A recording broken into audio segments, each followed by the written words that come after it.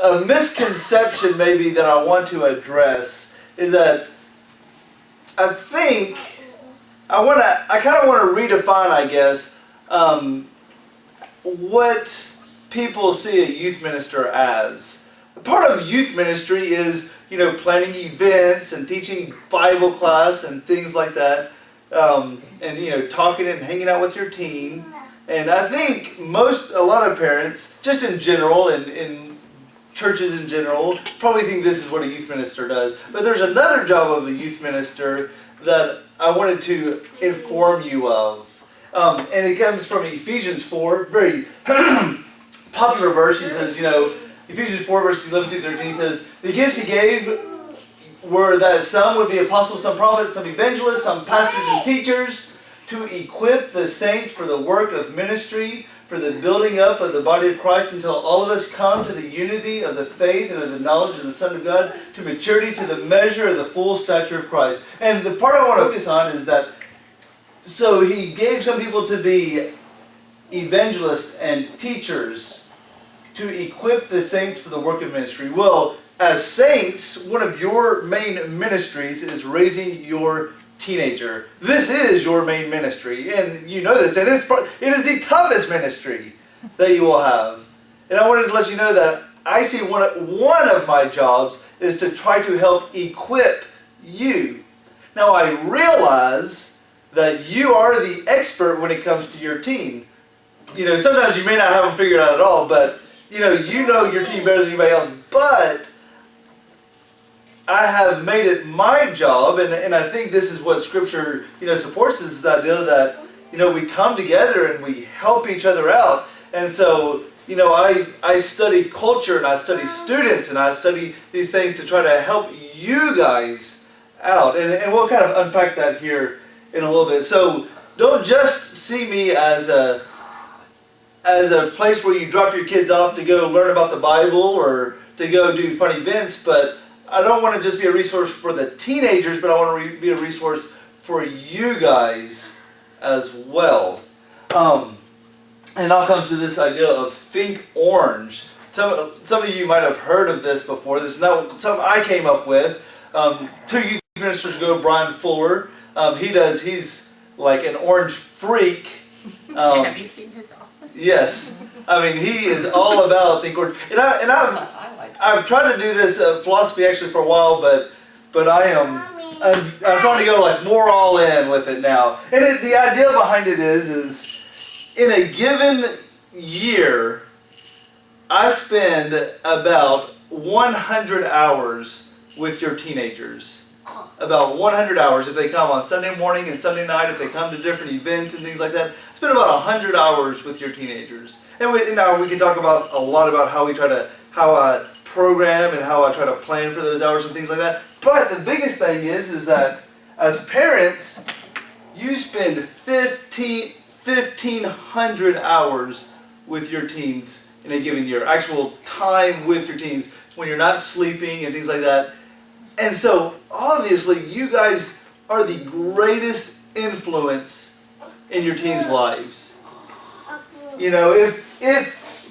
If people were looking for the youth minister to be the influence in your teens' lives, to teach your teens about God, to teach your teens what they need to know, to try to, help your teens draw closer to Christ, I only have 100 hours with your teenagers. And you have 1,500 hours. And so the idea is that 2 combined influences make a bigger impact than just 2 influences. If we can partner together, if we can be going in the same direction with the same vision, then it's going to be so much more effective than if we're both just trying to do our own things. Right? I mean, this is what marketing is all about, right? Once you hear a message over and over and over again, it just kind of sticks with you. And if we can partner on the same page with one another and get in the same rhythm and be saying the same things to one another, then it's going to have a much bigger and deeper impact. This is what the True Love Weight ceremony was all about, right? It's about me saying it from my end and then parents saying it also when they come up there with their teenager. I mean, that's what that thing was all about. And it has such a much bigger impact than if I was just saying it on my own. If I was just saying, hey, you need to do it. Or if the parents were just saying it just by themselves. And I could be teaching about something really important also. But once we start saying the same thing, it becomes such a bigger impact than if parents are just saying some things on their own and I'm saying something else. But when we cooperate together, it works much better. I think there might be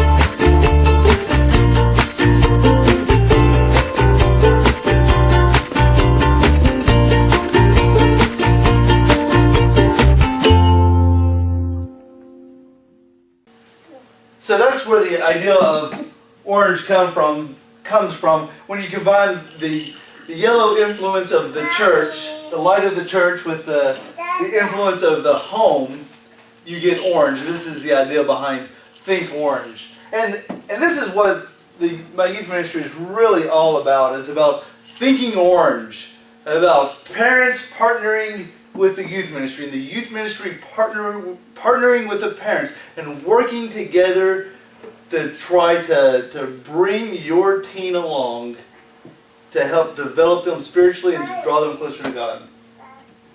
And the thing is that the youth ministry is not one of the things I kind of want you to understand, maybe if you didn't understand this already, is the youth ministry is not about a bunch of programs. Programs are activities or things that are done to fulfill a particular need. That's not what the youth ministry is. The youth ministry is really actually divided into steps. And you actually have this in your packet. But there's different steps in the youth ministry. And the difference between steps and programs is that steps help kids to move in a direction, to go from one place to somewhere else. And so in the youth ministry, we have all these different programs to help move your teen to a more committed relationship with Jesus.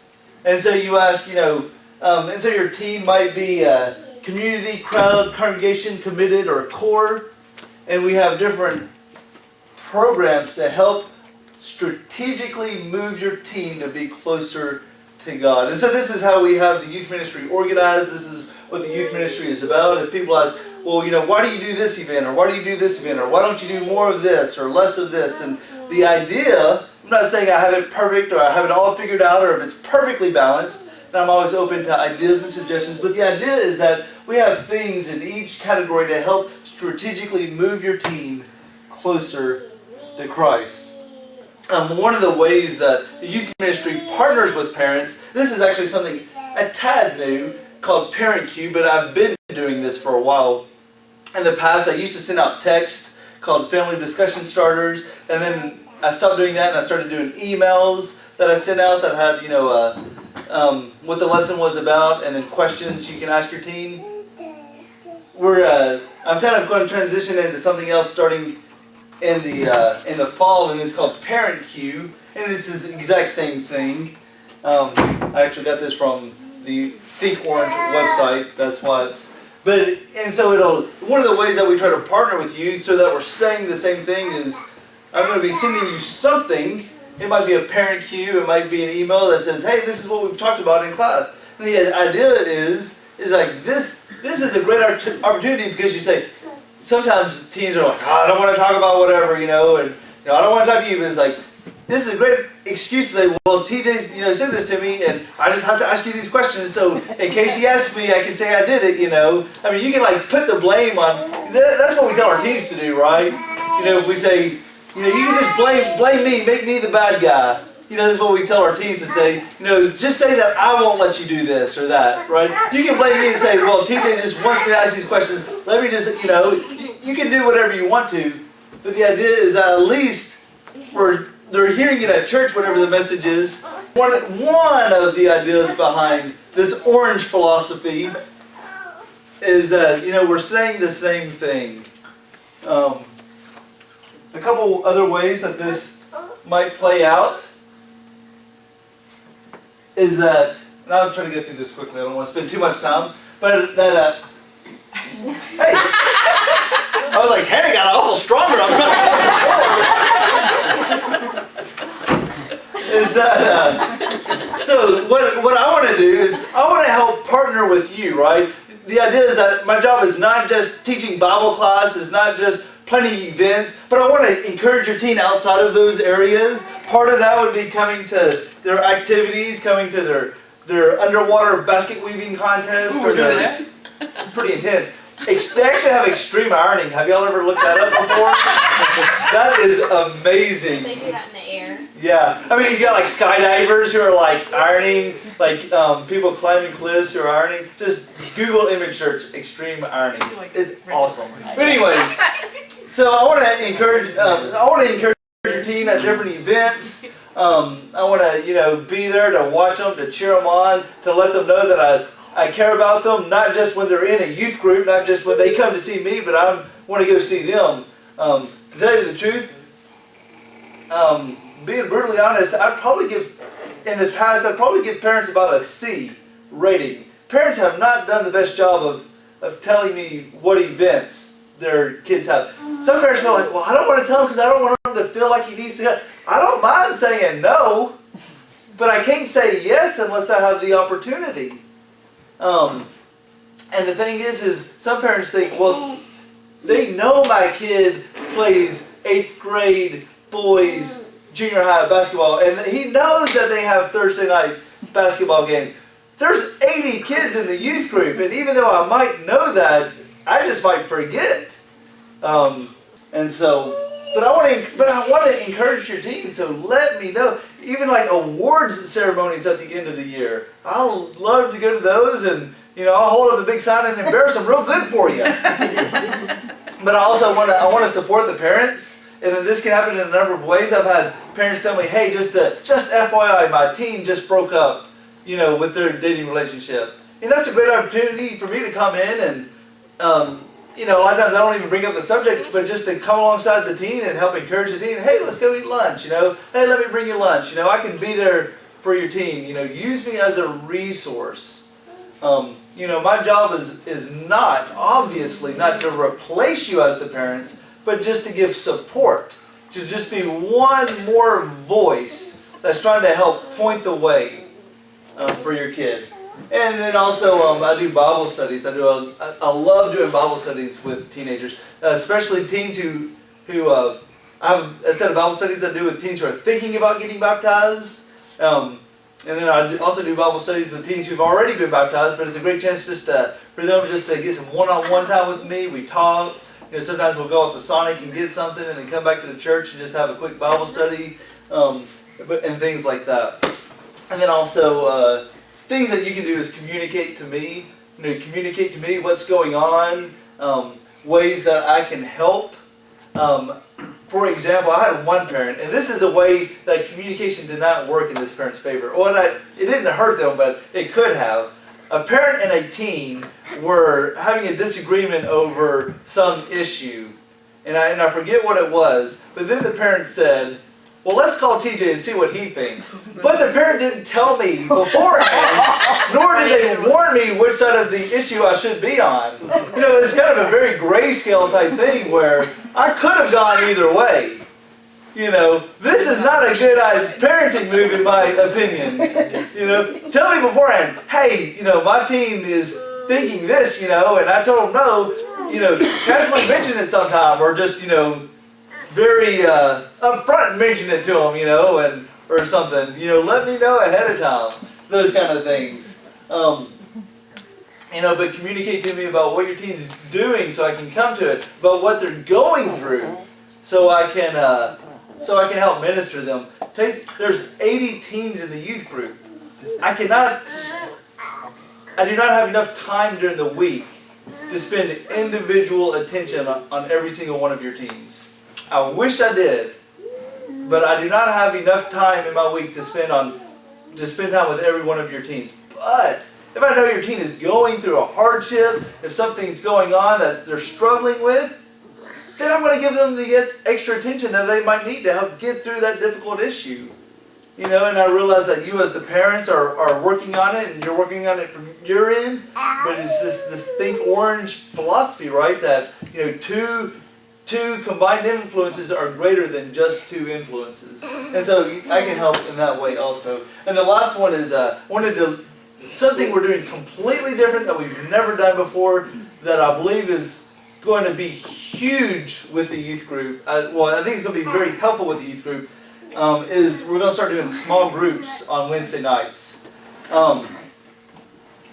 So we're going to start doing small groups on Wednesday nights. And what we're going to do, how it's going to work out, is on Wednesday nights, I'm going to get up and I'll give like a 10-minute lesson or something like that. And then after that 10 minutes lesson, we're going to break up into small groups. They're going to be adult-led. We're going to break up into small groups and spend time. They'll have 30 minutes to sit there and discuss the lesson and to talk and to things like that. And the reason is because I think, yes, discipleship happens through relationship. Discipleship happens through relationship. And to tell you the truth, I can't have a good, deep friendship. Sociology and psychology says that you're able to have 5 to 8 close friendships. This is all that you have time for, and emotional, capabilities for, and things like that. And so the idea is that if we have small groups, that those adults that are leading those small groups will be able to invest into the lives of the teenagers. And so it's the idea that a youth ministry without small groups is that me at the top can effectively minister to pour deeply into the lives of a few, and a few teens are discipled. But the youth ministry with small groups is the youth minister empowers and equips adults to pour into the lives of teens, and all of the teens are discipled. And they aren't smaller because they're less significant. I just didn't have room. So, and the reason I tell you this is, one, to let you know what we're doing, because it's going to be different, and this is something we're going to start doing like forever. It will never change, except probably during the summer. We'll probably all be together. But also, I need small group leaders. And I have some people in mind, but I'm not ruling out parents. I would like parents to be involved. So if you would like to be involved, I would love to have you. Or if you just want to, point someone else out and, volunteers another parent, I would love to have them too. But it's don't think of being a small group leader. Don't think of it like being the small group leader of an agape group, and don't think of it like being like a small group leader or being like a Bible class teacher. Because it is neither one of those.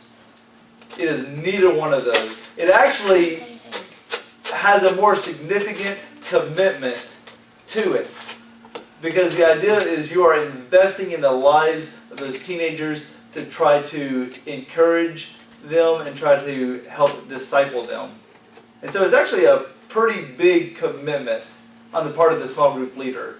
Because, as I said, I cannot disciple and have personal, deep relationships with 80 teens. And so it's going to be the job of the small group leader to help disciple those teenagers and to build relationships with those teenagers. And so it's going to be a pretty big change, and it's going to look